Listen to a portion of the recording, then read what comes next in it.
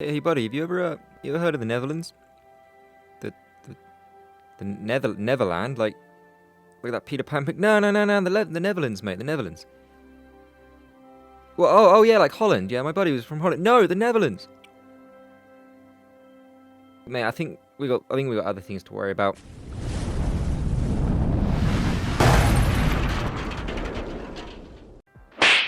So today we're going to go ahead and we're going to play as the Netherlands, and we're going to try and restore the Dutch Empire.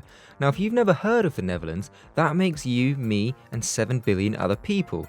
But to give you a little quick historical insight into the Netherlands, the Netherlands, you know, they tend to get looked over quite a lot in World War II, but they are quite famous for that one street where they ran out of all of their light bulbs apart from the red coloured ones. Also capitulating within days to Germany in World War II. However, today we're going to play as them and we're going to try and restore the Dutch Empire. We're not going to turn Iron Man mode on, purely for the fact that Hartzwein does crash semi-regularly. So to go ahead and restore the Dutch Empire, we could go down, I don't know, the fun path of developing all of our colonies so that when we capitulate, we can continue the war in the Dutch East Indies and, slowly build back up and liberate our homeland. And that's all fun and good. Or we could do something that's a little bit more interesting and we could put the royal family back in power, put the Queen in charge of the country and fully restore the Dutch monarchy. That's also quite an entertaining route. Or we could go the straight and narrow route. Does what it says on the tin and just become a member of the Allies and get ourselves to the point where we're, powerful and helping the war effort. We could also flood the country to stop Germany taking our land. However, literally every single YouTube video I've seen does that. So we're going to do something a little bit different and we're actually going to take the easy route and we're going to join the Axis. So without further ado, let's get started. So first thing you want to do is pretty much any country in World War II is you're going to want to do basic research and just get your industry up and going. So construction, efficiency and mechanical engineering, pretty standard stuff. Now, because we're not playing as democratic and we're going to side with the Axis, we don't really need to worry about building any forts or rapidly militarizing our country. So we are going to go ahead and build a little bit of a civilian industry before we do anything else. We're going to then do basic industry. We're just going to build some submarines to start with. Now the first focus you're really going to want to take, whenever you play as the Netherlands, is you're going to want to form a new government. The reason for that is because if you don't, you're going to be stuck with a weak government, which is going to halve your political power until you take that focus. So, no matter what path you're going down, realistically, that is what you're going to want to do first. And I believe it's actually a half focus. No, none of them are. That one is. Never mind. I'm a retard. So that's the initial startup done for the Netherlands. So let's get going. So as I said earlier, we're going to be going down the fascist route. Now the Netherlands actually have a semi-interesting focus tree depending on how you like to play the game. For the most part, you can come down the left side of the focus tree, and this focuses on building up the Dutch colonies so that in the event that you do capitulate to the Germans, which is highly likely if you're playing as anything other than fascist, then you can move your capital over to the Dutch East Indies and prepare for your return. Other than that, you can then build up your industry to the point where you can flood the country, which helps in your defense. And then the second main part of the focus tree, you get to choose which ideology you want to go down. So for the most part, you've got 4 choices. You've got democratic, non-aligned, which is the monarchy, communist, and fascist. And then within each of those, you have 2 different paths. So we're going to be going down this fascist pathway here. And the reason for that is because I've seen loads of YouTube videos where they flood the country, they put the Queen in power, or they become democratic, but I haven't seen a lot of videos where you actually side with the fascists, at least initially. So that's what we're going to be doing today. Now, the Netherlands actually start off in a pretty rough spot in World War II. Despite the fact they were neutral during World War I, they're really not in a great position near the start of World War II. You've got your royal family, which are kind of like the British royal family, where they're there, but they take a little bit of a back seat. You're heavily neutral, which is what saves you fighting in World War I. But Paradox also decided that it would be fair to make you suffer a 50% population factor reduction, and then less factory output and dockyard output, which kind of fucks you over early game when it comes to manpower. Now, you've got a population of 8 million, which for a minor nation isn't awful, because there are a lot of countries that have a lot less. And 8 million, you can do a lot with that if you know what you're doing, but you are going to struggle for manpower when it comes to fighting mages. Okay, so we have now caved to the Germans, done the Vulcan Wunderland, and we are now 60% fascist, which now gives us the ability to hold a national referendum without opening up political discourse. Fascist demand referendum, and the NSB has now become the ruling part. Oh, Jesus, he looks unique, bold, perhaps some might say. However, I'm not going to bitch about his appearance too much, because he is actually a decent leader and gives us an additional 10% war support, which is nice for a country like the Netherlands that does have very low war support at the start of the game. Improved machine tools has now been completed, and we're going to get basic fire control system. Okay, so we've got our captain of industry, and we've also got our fascist demagogue, which sped up the process of being able to switch sides a bit quicker. And then on top of that, we've also got Godred van Woest tot Woest. I'm sure I nailed that, which gave us an additional army experience, which will give us the experience we need to upgrade our divisions. We've now got a new flag, which is better than some flags, because for some countries, very clearly, they didn't put much effort into making the flag. And so it's literally just the same flag you had before, but with just a new symbol on it. Oh, no, no, no, no.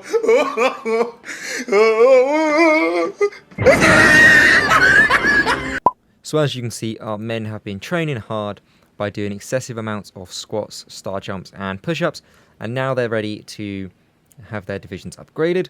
So what we're going to do is we're going to go ahead and take them off training, and we're going to expand their division templates just a little bit, so they're not total dog trash. And while we're doing that, we're also going to deploy those men early. So to begin with, what we're going to do is we're just going to expand that by 1 infantry, and then we're going to want to add some support templates, which will most likely give us way out of stockpile. No, we're good. Okay, so apparently we can actually equip those men properly. Yeah, okay. Not bad. Okay, so we have completed the Phillips research. So now what we're going to do is we're going to go ahead and do the strength over blood focus. Hopefully we'll be able to take out Belgium and Luxembourg soon. And if we're lucky, they won't join the Allies and we'll get an actual peace deal, which means we'll be able to annex them properly. We're going to go ahead and we're going to take our navy off of training because we've run out of fuel. And then we'll use this as an opportunity to merge both of our navies.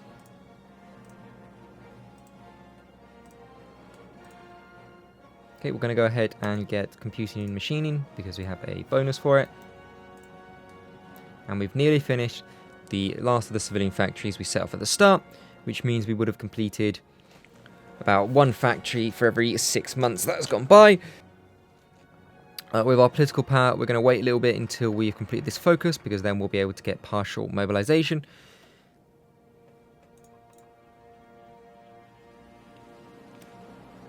However, in the meantime, we're actually going to spend 75 of that to get Phillips, because it's only 75, and then we should have enough again once this focus has been completed. The Spanish Civil War has come to an end, and it looks like the Nationalists won.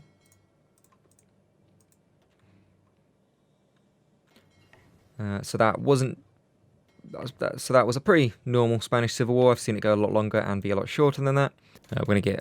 We're going to pick up some radar while we can, and we're now going to move on and get support weapons. We've completed the strength over blood focus, so we're now going to go ahead and join Germany.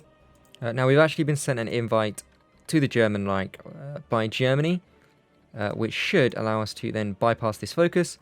There we go. We've actually saved 65 days in doing that. Now, we want to get the United Netherlands. We're not going to be able to do that until we've completed our war on pacifism. So, we're going to come down here. So, if the way the timings have worked out this run, it looks like with the way I've done it, we most likely will not have time to go ahead and conquer Luxembourg and Belgium without them joining the Allies, which is really annoying. But we're going to stick with it because this isn't a perfectionist run, so we're just going to see where we end up, and it's going to be a little bit more enjoyable to do it that way, rather than constantly restarting to get a perfectionist run. If we were doing something like a world conquest or trying to conquer a very hard goal, then we would restart in this occasion, but in this particular instance, we're just going to stick with it, and we're going to see where it goes. Those civilian factories are now completed, and we're actually good on our military at the moment. I guess we need more fighters, but with artillery and support equipment are actually good at the moment, funnily enough. And we're now going to finally go to partial mobilization off of the toaster economy, which is greatly going to help our industry. Okay, and Manchukuo has capitulated. We have overturned military budget cuts, research radio, and computing machines. We're now going to carry on with our focuses and research some decryption and encryption. So at the moment it is March 1938, and we need at least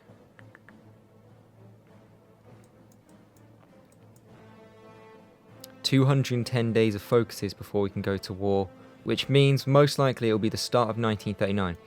So by that point the world tension will be so high, I reckon it is possible, but unlikely we'll be able to get these guys without them joining the Allies.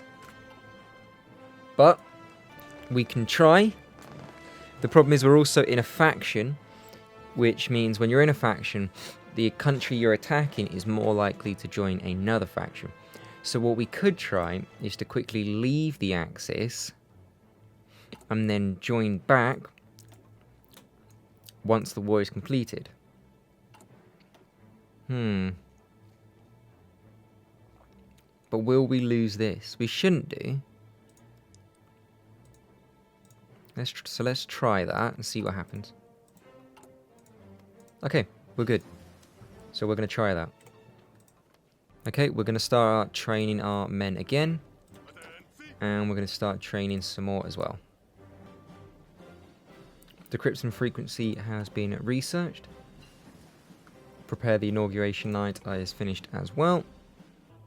We're going to go with an artillery research designer because we haven't researched any artillery yet. So I've just realised that I've actually taken the wrong focus because I'm that intelligent. Here you have to choose between who is the greatest threat. I just saw Germany and thought, oh yeah, no, I'm siding with Germany. I need to go this way. But no. No. Yeah, I was meant to do this one. Well, as I said before, we're going for a stick to our mistakes run rather than constantly restarting whenever we make a mistake. And like I said earlier as well, this isn't a perfectionist run. In a perfectionist run, you would restart, you would trial it. I'm not trying to do the best absolute run I possibly can. I'm more than happy to do that in the future, you know, where I would set out a goal and I would practice it and I would go to absolutely take everything perfectly. But in this specific run, it's more about seeing where you can take the Dutch, even with all of your mistakes. And I also like to try and stick to as Iron Man as possible, even though I don't have it selected in case the game crashes. So we're going to stick with it. All it means long term is that we're going to miss out on a few forts on our coast, but that's fine. What we are going to do is we're going to make our colonial troops a little bit beefier. And we're going to train a few of those, just so we have a force of guys that aren't necessarily going to be able to do anything. They're pretty trash divisions. But they'll be able to hold ports and things like that. It's time to start rapidly building military factories, so we're going to go ahead and build a few of those. It would appear that the Chinese war is not going too well for the Japanese at the moment, considering they've actually lost ground to China. But the Chinese have still taken a huge amount of losses compared to the Japanese, which is to be expected. So the Japanese are still winning in that regard. But in terms of a war of attrition on manpower, the Chinese will most likely still beat the Japanese, even with the ratio they have at the moment. So, what are you doing, Japan? They have plenty of divisions. I'm not really sure what the issue here is.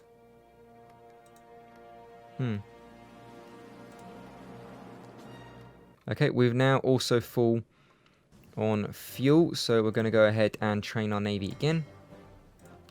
And then once we've built our last submarine, then we'll use our naval experience to make a better destroyer, and we'll start pumping a few of those out in preparation for the war to kick off. Okay, so we've actually finished building our submarines from the start of the game. So what we're going to go do now is we're going to find our most recent destroyer, and we're going to make a new one and start pumping those out. We only have 3 dockyards at the moment, so we can't afford anything very expensive. So what I think I'm going to do is I'm actually going to do a mine lane destroyer. And the reason for that is because if we can mine lay the English Channel and around the English Channel, that's really going to help us when we get into conflicts. Cool, we'll give them a nice little icon here. Save that. Cool. Now pump out, say, 12 of those into our main fleet. There we go. And let's start getting some field hospitals. I don't know if I'll use them, but let's have them just in case. The Munich Agreement has been passed, so Germany has seized control of the Sudetenland, and Britain and France have announced an alliance, but we've also completed our focus. So the annoying thing about this is it doesn't get rid of it straight away. We're going to actually have to do some choices to get rid of it. So in the meantime, we're going to take 1 focus to get an additional research slot. And while we're doing that, we're going to have to start cracking down on pacifism this way. Now, there's 3 different ways you can get rid of the pacifist movement. Effectively, it just depends on what you want to sacrifice in order to get rid of it. So you can get rid of democracy and stability. You can have a slight increase in communism and lose a little bit of your factory output and political power. Or you can sacrifice a lot of political power and gain some stability. War support, rather. Personally, I think the best thing to do is the middle one, which is the pro-Labour one. You're going to get a little bit of communism, but that doesn't really matter because you've got your fascist demagogue, and you are going to lose a little bit of political power and factory output, but that is better than losing stability.